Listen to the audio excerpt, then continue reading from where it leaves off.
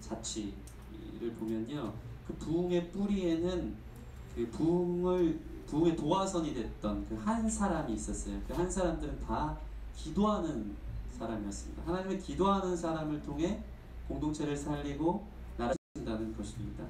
1700년도에 그 미국이 1600년도에 청교도들이 건너왔는데 두 번째 넘어온 이 청교도들은 말씀의 자유를 위해서 넘어왔다기보다는 경제 이제 그 부흥을 위해서, 여기 경제가 있긴 하지만 넘어왔습니다. 넘어오다 보니까 자기 어떻게 하면 잘 먹고 잘 살까 별로였네. 네. 이런 마음을 갖고 넘어왔는데 그 중에 이제 뭐 합리주의가 발달하면서부터 교회를 떠나는 사람들이 상당히 많이 있었어요. 1700년대에.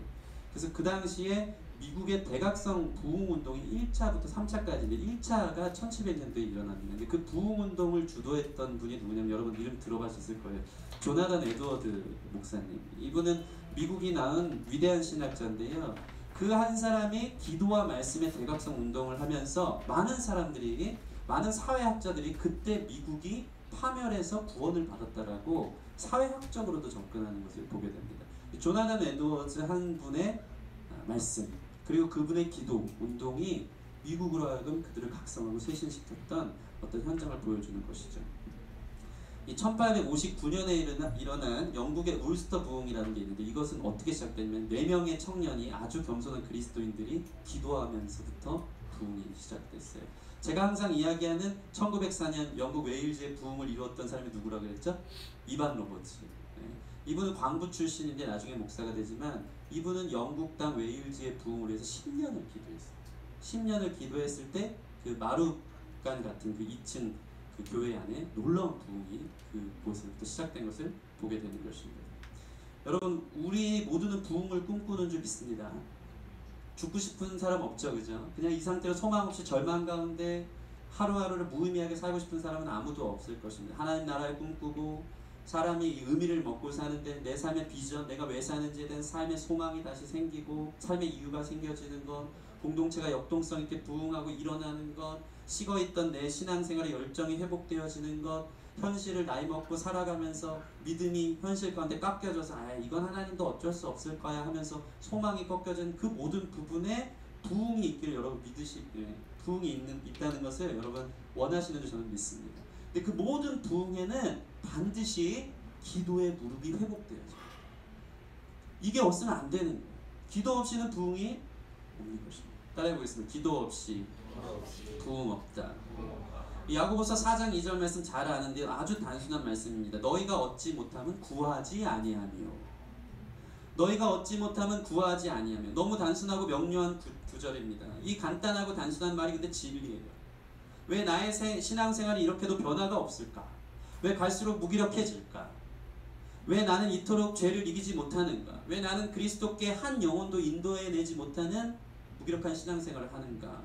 야고보서는 한마디로 말하는 거예요. 기도 태만. 너희가 얻지 못하면 구하지 아니하며.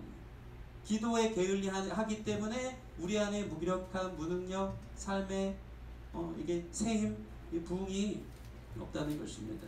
하나님은 전능하신데 하나님 그의 자녀들이 구하지 않는 것, 그게 문제인 것입니다. 오늘 말씀은 이 사도행전 초대교회 이야기입니다. 이 초대교회의 사도행전은 누가 썼죠? 항상 이야기하지만 누가가 썼습니다. 초대교회에 어떤 사건이 벌어집니까? 우리 사도행전은 그야말로 액츠인데 정말 액티비티한 놀라운 그 초대교회의 역사가 막 일어나요. 막 살아 움직이는 게 보여지잖아요. 하나님께서 구원받는 사람들을 날마다 더하시고, 베드로가 말씀 전하는데 말씀 듣는 중에 3,000명이 회개하고 그 다음에 5,000명이 회개하고 5장 14절에는 죽게 나오는 자가 더 많으니 남녀의 큰 무리더라. 6장 4절에는 하나님의 말씀이 왕성해지고 제자의 수가 더해지고 제사장 무리도 죽게 돌아오는 역사가 있었다고 이야기합니다. 이 사도행전의 27장까지의 모든 스토리는 승리의 외침, 역동성, 변화와 구원의 스토리거든요. 그 모든 중심에 기도가 있었다는 거예요. 이것을 여러분 기억하시기 바랍니다. 오늘날 초대교회랑 한국교회의 엄청난 차이는 무엇일까요? 기도가 한국교회는 없고 초대교회는 있었다는 거예요. 현대교회는 왜 이렇게 부흥이 없고 청년들이 다 떠나가고 시대가 이제 2030년, 50년 되면 점점 노령화되면서 교회 성도들이 없어질 것을 사람들이 예견합니까? 마치 초대교회에 비해서 오늘날 너무 많은 사람들이 타락했고 문화가 좋지 않고 복음을 받아들이기에는 너무나도 이런 세상이 너무나도 화려하고 이게 문제겠습니까? 전혀 그렇지 않습니다. 여러분, 초대교회에 당면한 그 박해와 환란은 지금에 비하면 게임도 안 되는 거죠. 초대교회에 오히려 더 큰 상상도 할 수 없는 문화적인 공격 상황들이 있었던 것입니다. 더 심한 공격과 견고한 성이 있었어요. 근데 초대교회는 부흥이 있었어요. 그 차이가 무엇입니까? 기도가 있었다는 거예요. 초대교회는 기도가 있었던 것입니다. 오늘 말씀 다시 한번 읽어보겠습니다. 같이 2장 42절 시작. 그들이 사도의 가르침을 받아 서로 교제하고 떡을 떼며 오로지 기도하기를 힘쓰며. 아멘. 기도하기를 오로지 전혀 힘쓰니라. 초대교회는 기도하는 교회였습니다. 초대교회는 가끔 기도하는 것이 아니라 모두가 계속 끈질기게 기도하는 것이었습니다. 이 사도들은요, 이 사도행전 6장 4절에 보면 이런 말씀이 있어요. 우리는 오직 기도와 말씀에 전무했다. 이 전무의 원어적 표현은 뭐냐면요, 기도와 말씀에 자신을 바쳤다는 거예요. 그들의 일은 기도였어요. 그들이 하는 최고의 일, 하루 종일 가장 많은 시간을 할애했던 것은 기도였다는 것입니다. 우리는 기도회에 참 많은 일을 합니다. 조직을 구성하고 폼을 만들고 여러 가지 계획을 세우고 이게 있어야 된다, 저게 있어야 된다, 여러 가지 부수적인 걸 하는데 한 가지 잊은 게 있어요. 그건 기도예요. 새로운 조직이나 새로운 계획이 아니라 그 안에서 살아서 역사하신 성령님을 잊은 거예요. 성령님이 일하실 수 있도록 주님께 맡겨드리는 기도가 없는 거예요. 그리고 인간적인 계획과 인간적인 지혜, 인간적인 방식으로 공동체를 만들어 가려 하고 조직을 구성하려 하고. 여러분, 무엇이 앞서고 있습니까? 여러분 안에 알고 있는 신앙이 믿음으로 뿌리 내려져서 행함이 있는 신앙으로 바뀌어졌으면 좋겠습니다. 우리의 삶이 공허하고 외롭고 삶에 문제가 생길 때만 하나님께 매달리는 것이 아니라 우리가 할 수 있는 최고의 일이 기도라는 것을 기억하고 기도의 무릎이 회복되는 저와 여러분 됐으면 좋겠습니다. 옆 사람 보면서 우리가 할 수 있는 최고의 일은 기도입니다. 네, 이러한 기도 운동은 첫 번째로 말씀과 함께 일어나야 돼요. 기도에는 꼭 말씀이 같이 따라와야 되는 줄 믿습니다. 이 균형이 중요해요. 기도에 말씀의 능력이 부어져서 능력 있는 기도가 나오는 거예요. 여러분, 기도의 힘이 언제 받아요? 내게 주신 말씀을 붙들고 기도할 때 능력 있는 기도가 돼요. 그래서 여러분, 말씀을 알아야 돼요. 내용을 알아야 돼요. 내 기도의 내용이 말씀 중심이 되었으면 좋겠습니다. 또 중요한 게 있어요. 기도는 하나님의 말씀을 능력 있는 내 입술로 선포할 때 역사가 나타나요. 이 글로만 읽던 말씀이 이게 활자가 튀어나오는 것처럼 내 마음에 새겨져서 그 말씀을 갖고 내 입술로 고백되어지는 것이 상당히 중요해요. 그때 그 말씀이 내 삶의 능력이 되어져요. 여러분, 그래서 말씀과 기도를 병행하기를 바랍니다. 저는 집에서 가끔 사모님과 함께 예배를 드립니다. 승리를 재우는 날은 우리가 부흥회 하는 날인 줄 믿습니다. 일찍 자기를 여러분 기도해 주시기 바랍니다. 재우고 계속 이제 묵상하면서 서로 큐티 나눔을 하는데 얼마나 성령님께서 우리 가운데 역사해 주시는지 모릅니다. 그 예배하는 동안 이 천국이 이루어지고 큰 어떤 깨달음과 은혜가 있습니다. 지난주 이제 화요일에는 제가 전날 말씀을 우리 와이프랑 같이 묵상했는데 그것을 묵상하고 하루를 금식 기도를 했습니다. 저는 기도원 가서 금식 기도하면 좋았을 줄 알았는데 집에서 금식을 했어요. 그러니까 집에서 일상을 살다가 금식을 하니까 하루 종일 기도하고 그렇게 살지는 못했습니다. 사실 금식 생각도 없었는데 와이프랑 같이 사모님이랑 같이 요한복음 묵상하는데 내용이 이런 거예요. 너희가 나를 찾으면 떡을 먹고 배부르기 위하며 표적을 구하리라. 예수님이 무리들이 막 가는 곳마다 무리들이 쫓아다니니까 예수님이 그 말씀하신 거예요. 니네 나 찾는 이유가 뭐냐? 내가 주는 것 때문에 배부르고 내가 주는 것 때문에 좋아서 찾는 거 아니냐? 너희는 나를 원하기보다 내가 너에게 주는 그 어떠함이 중요해서 나를 찾는 거 아니냐? 그 말씀이 저에게 찔림으로 오기 시작했어요. 저는 그동안 예수님 왜 믿었나? 정직하게 저를 돌아보는데 떡 받아 먹으려고, 표적 구하려고, 좀 주님의 능력 힘입어서 내가 뭔가 해내려고, 그게 저의 전부였어요. 근데 그러면서 말씀을 보는데 예수님이 그러시는 거예요. 썩을 양식을 위해 일하지 말고 영생하도록 있는 양식을 위해 일하라. 썩을 양식을 위해 일하지 말고 영생하도록 있는 양식을 위해 일하라. 이 일은 무엇입니까? 주님을 구하는 거예요. 생명의 떡이신 주님을 찾는 거예요. 믿음이 새로워져야 된다는 거예요. 주님, 제 삶에 이게 필요하니까 이거 주세요. 그런 믿음 아니고 주님이 제게 주실 수 있는 것을 저는 신뢰합니다. 그 주님께 온전히 나를 맡겨드리는 것이 믿음이더라고요. 왜냐하면 내가 필요한 것을 주님이 줘봤자 그 삶에는 안정감이 없어요. 그런데 우리의 삶을 주님께 맡겨드리는 기도를 하고 믿음으로 올려드리면 주님이 어떻게 말씀하시냐면요, 하나님이 내게 허락된 자를 아무도 잊어버리지 않겠다, 아무도 놓치지 않겠다라고 요한복음 6장에 나와있기 때문입니다. 여러분의 믿음을 이거 들어주는 게 내가 믿음 없어서 안 되는구나, 이게 아니고 여러분의 믿음은 무엇이냐, 하나님을, 주님을 향하는 거예요. 예수님을 바라보는 거예요. 예수님이 나에게 가장 필요한 것을 주시고 일용할 양식을 채워주시고 예수님의 방법이 옳고 그분은 선하시고 예수님이 가장 원하시는 원대한 비전은 우리를 통해서 생명을 얻고 부활하고 영생을 얻게 하고자 하는, 우리를 살리시는 것이라는 걸 믿는 거예요. 그 믿음 가운데 우리의 삶을 드리면 주님께서 우리의 삶을 주님의 방식대로 인도해 나가시는 거예요.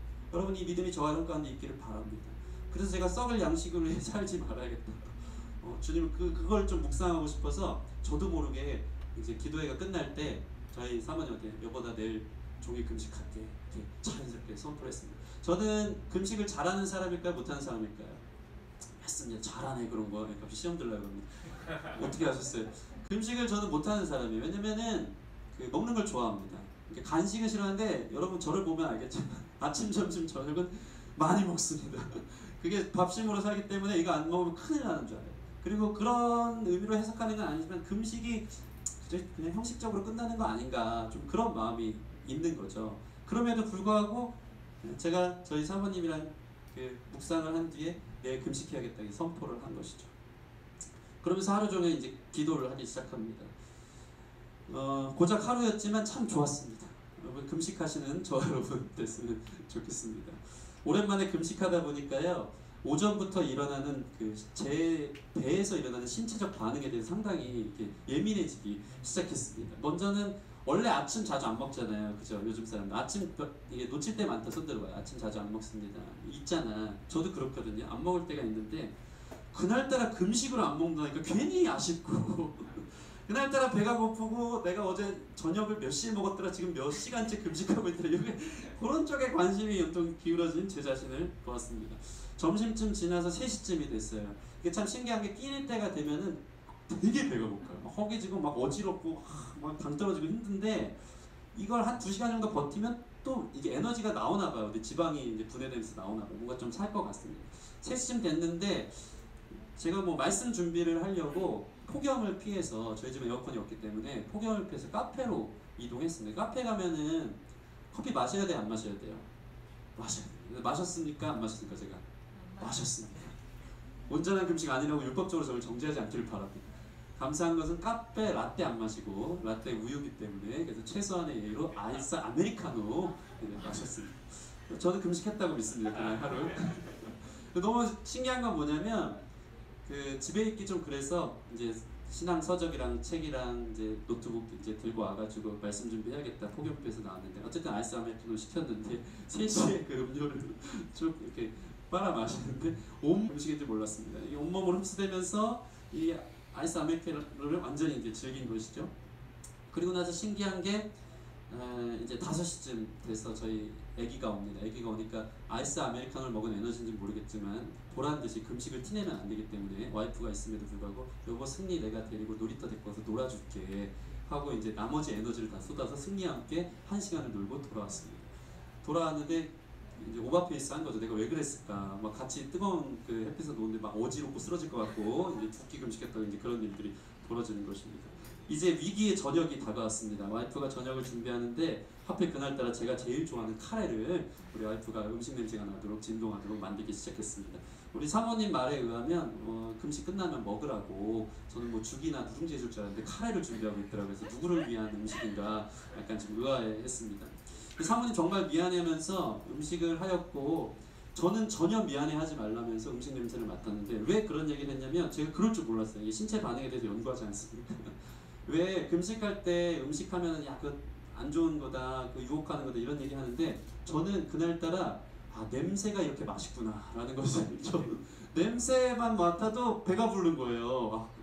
여보 더 끓여 이러면서 그 냄새로 제 몸을 흡수하면서 냄새가 큰 역할을 한 것을 보게 됩니다. 그렇게 하고 이제 저는 제 방으로 들어갔어요. 들어가서 한 7시부터 문을 닫고 승리가 일찍 자길 바라는 마음으로 문을 닫고, 승리가 잠깐 들락날락 했는데 가라고 하면서 제 방에서 이제 신앙서적 읽고 성경을 또 보기 시작했습니다. 그러면서 제가 요즘 사플에서 부흥 설교를 하기 때문에 이 부흥의 자취를 찾아서라는 이제 DVD도 보고 책도 있는데, 참 신기한 것이 그 금식을 하면 하나님께 집중하는 건 있는 것 같아요. 오늘 하루를 특별하게 보내잖아요. 금식하면서 기도원도 나가지 않았기 때문에, 그럼에도 불구하고 하나님 제 금식하고 주님 마음 주셔서 오늘 하루를 지키는데 저녁이 가장 큰 위기라서 이제 배가 이제 붓고 막 힘든데, 그럴수록 하나님 은혜를 사모해야겠다, 이런 마음으로 신앙서적을 읽는데 놀라운 일이 있었어요. 배는 고픈데 이 신앙서적을 읽는 게 제 온 영혼에 흡수가 되는 거예요.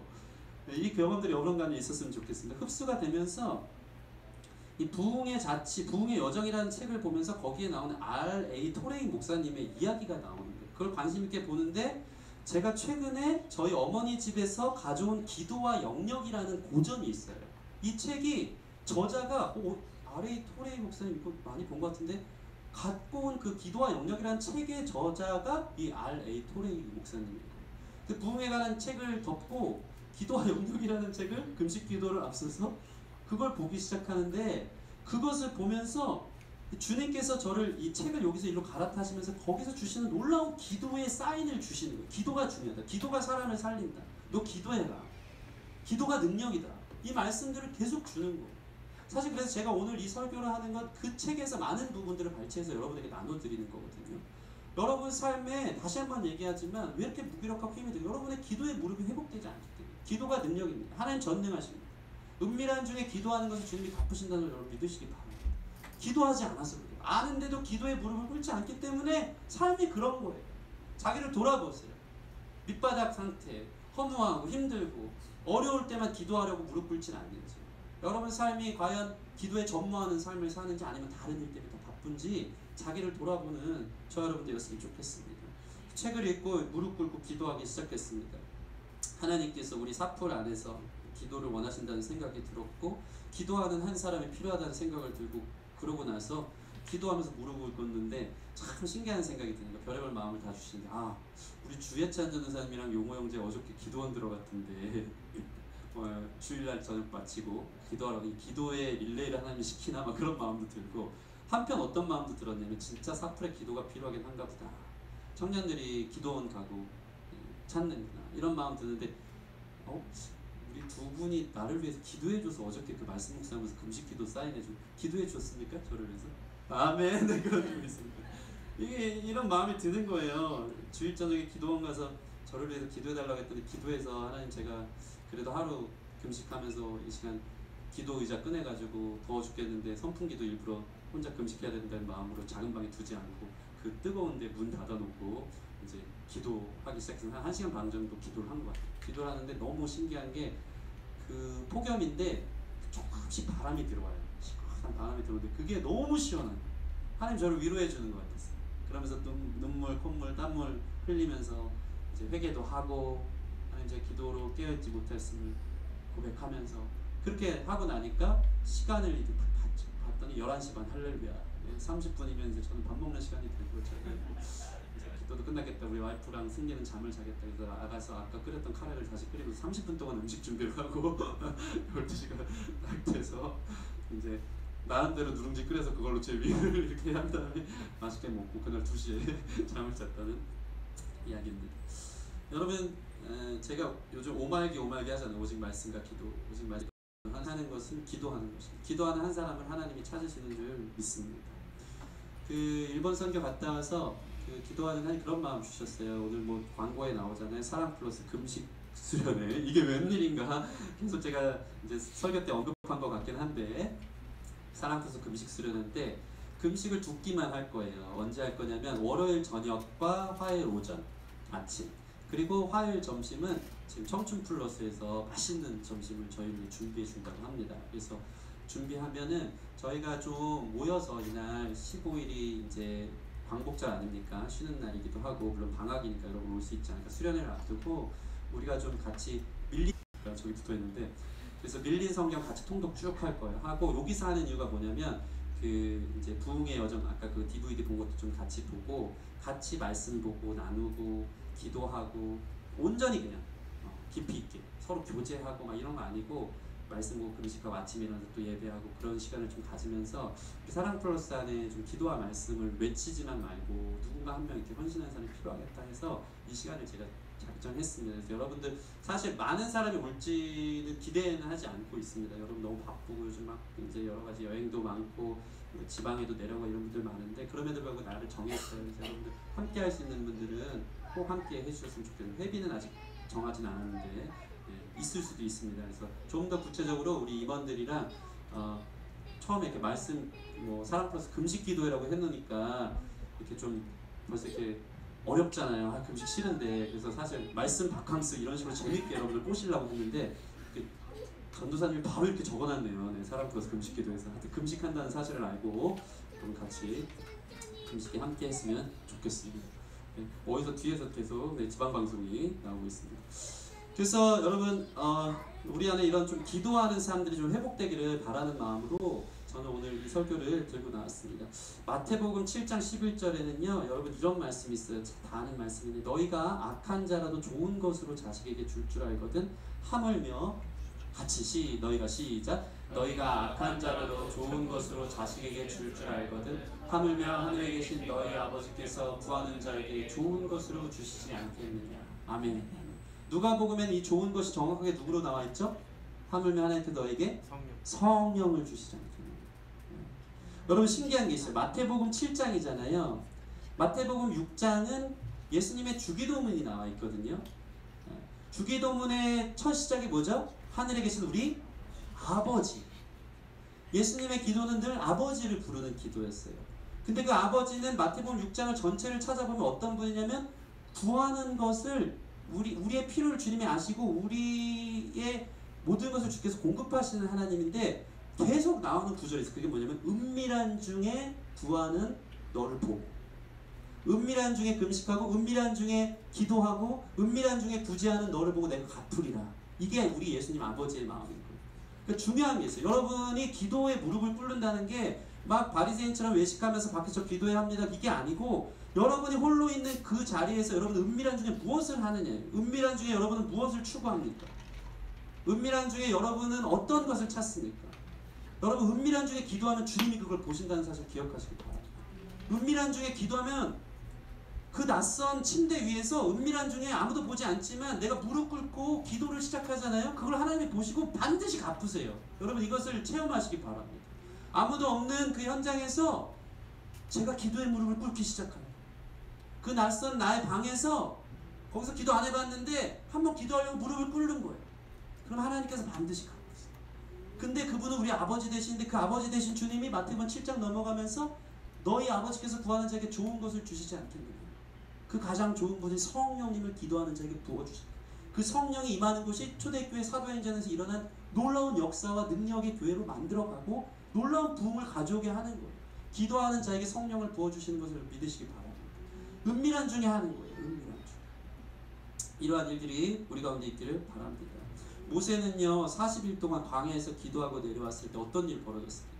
그의 얼굴에 빛이 광채가 너무 강렬한 거예요. 너무 영광스러워서 사람들이 그를 쳐다보지 못하니까 모세는 얼굴에 수건을 쓰고 다녔어요. 기도하는 사람 얼굴이 빛나는 것을 여러분 믿으시기 바랍니다. 저는 수련회든 어디 가든 은혜 받은 사람들, 특히 은혜 받은 자매의 얼굴이 가장 예쁜 사실을 많이 이제 확인했습니다. 울고 나서 은혜 받고 얼굴이 환하게 빛나는 거. 다들 아닌 것처럼 저를 보지만 그래도 목사님 메이크업을 좀 해야 되고 뭐 눈썹 손질된 이렇게 생각하겠지만 기도하고 난 뒤에 이 피부에 이 나타나는 그 물광, 이 반짝이는 그 얼굴의 그 영광스러움은 정말 아름다운 것이죠. 근데 기도해서 뭐 모세가 영광을 받았던 게 그런 의미는 아니지만 분명한 거 하나가 있어요. 얼굴 빛나는 것을 넘어서서 기도하는 사람에게는 인격이 빛나기 시작하고 그들의 삶이 빛나기 시작하는 사실을 여러분 기억하시기 바랍니다. 그리스도인이라 하는 사람이 주님의 인격과 형상을 찾아볼 수가 없다? 주님과의 개인적인 깊은 교제가 부족한 거예요. 주님만이 우리를 온전하고 깨끗하게 하신다는 것입니다. 그 주님 안에 있으면 우리의 인격과 우리의 성품이 빛이 나는 존재가 되는 줄 믿습니다. 이 주님과의 교제를 통해 영광스러운 형상을 발견하길 바랍니다. 특별히 이 기도는 우리에게 능력을 부어줍니다. 어떤 능력을 보여줍니까? 우리는 이런 간증을 많이 해요. 저는 목사님 너무 연약하고 부족해요. 그래서 이런 마음으로 하나님 섬기고 있어요.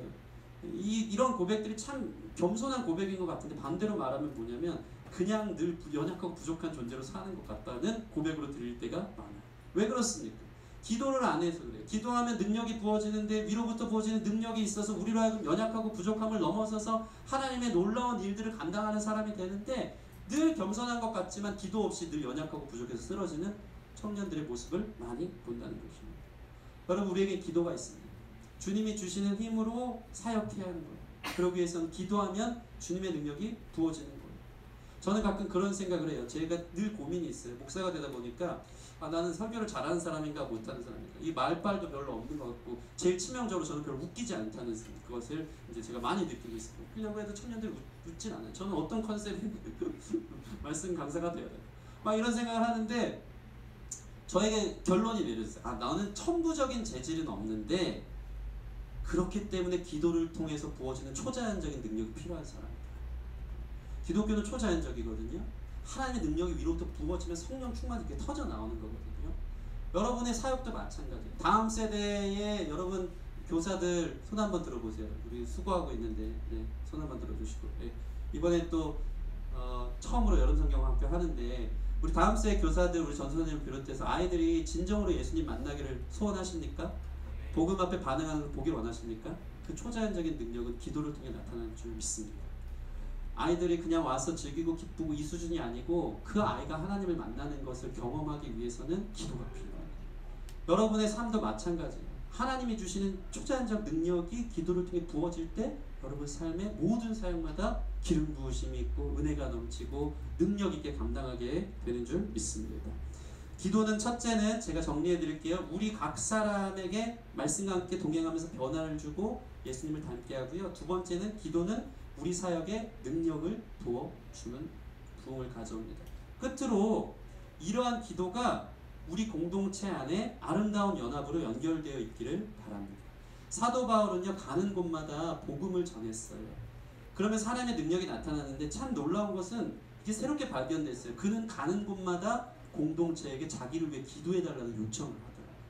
우리 사도행전 6장 18절 19절 말씀, 사도행전 6장 18절 19절 말씀 없나요? 네, 우리 한번 찾아볼까요? 자기 성경 사도행전 6장 18절 19절 말씀. 에베소서네요. 에베소서. 사도행전 에베소서인가요? 그건 있나요? 여기 있네요. 같이 시작.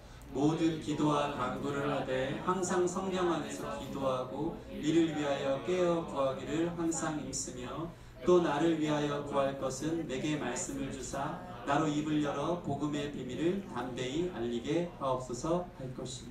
아멘. 이 사도 바울은 자기가 복음을 증거하고 전도를 하면서 다닐 때마다 가는 교회마다 19절 말씀, 또 나를 위하여 구할 것은 내게 말씀 주사 나로 입을 열어 복음의 비밀을 담대히 알리게 하옵소서라고 할 것입니다. 이것을 성도들에게 요청했다는 것입니다. 우리 한번 다시 에베소서 앞쪽이 좀 잘린 것 같긴 한데 자기 성경 한번 찾아보시겠습니까? 있으신 분들은 에베소서 6장 18절 19절 말씀.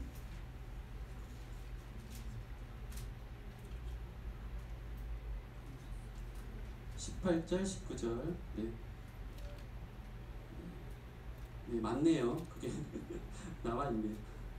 이 사도 바울의 이 말씀을 보면요, 이 성도들과의 기도의 연합을 잘 이야기하고 있어요.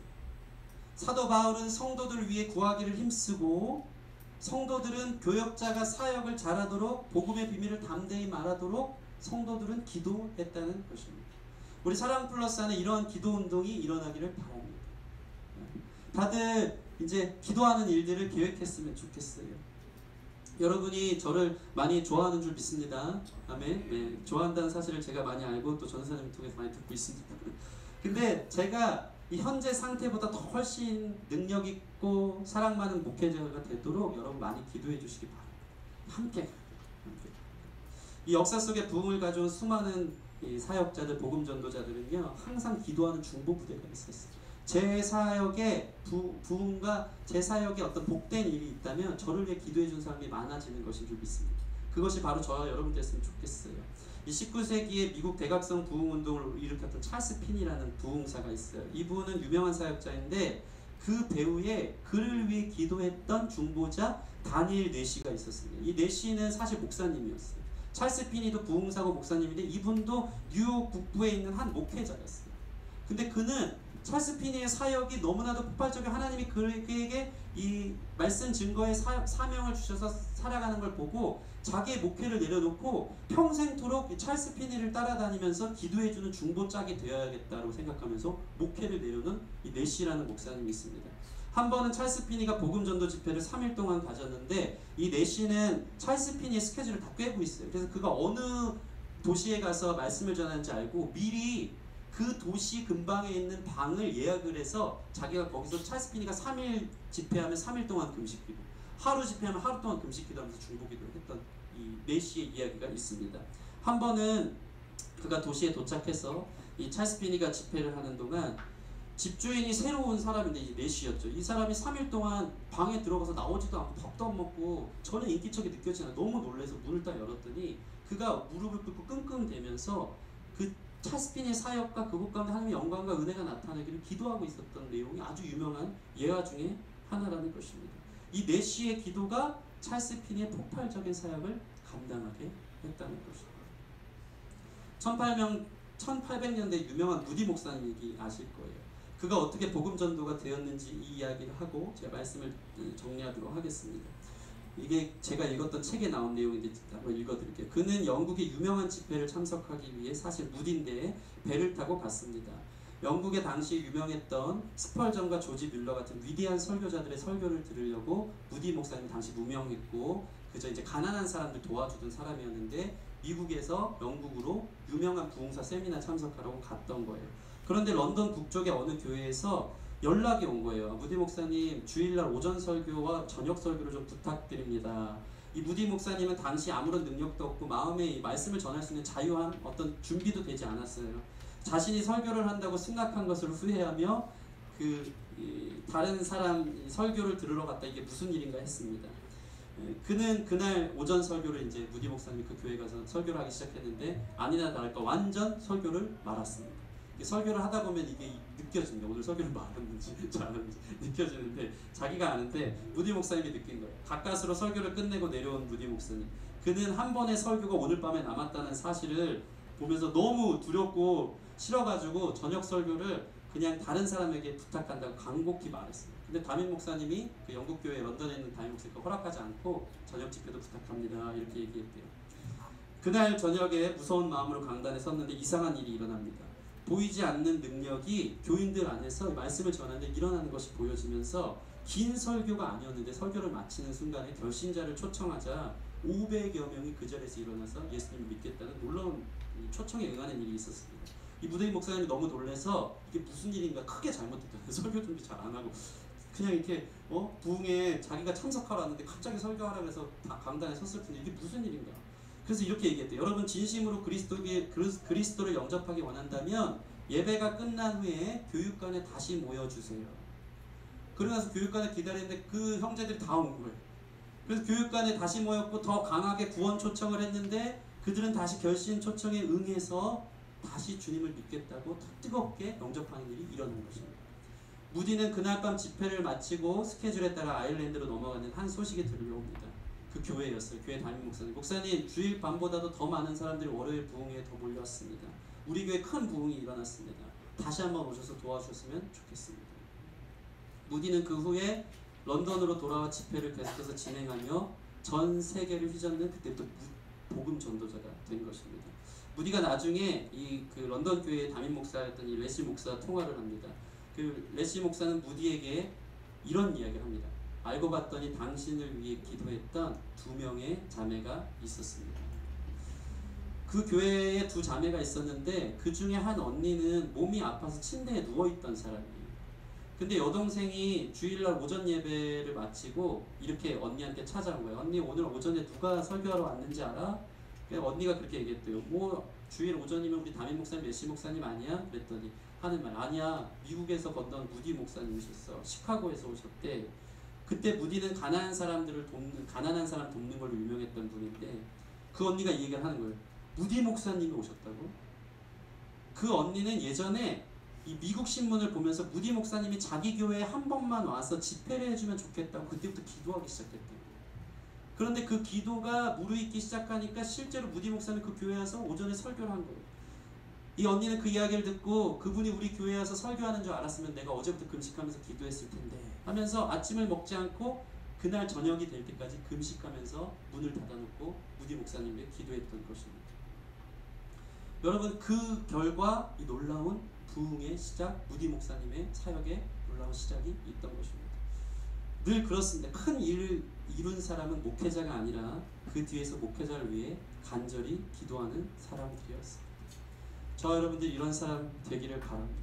저는 여러분들을 위해서 간구하고 기도하고 여러분들은 이 교회를 위해서 목회자를 위해서 기도할 때 그 가운데 하나님이 원하시는 놀라운 사람을 살리는 부흥이 시작되는 줄 믿습니다. 이 멋있는 연합이 저와 함께 우리 교회 안에서 이루어지길 바랍니다. 말씀을 마칩니다. 여러분, 부흥이 오직 한 가지 방법, 나를 살리고 공동체를 살리고 하는 그 한 가지 방법은 기도입니다. 이 기도에 헌신하고 무릎 꿇는 일들이 우리 가운데 시작되기를 주님의 이름으로 축원합니다. 우리 같이 기도하고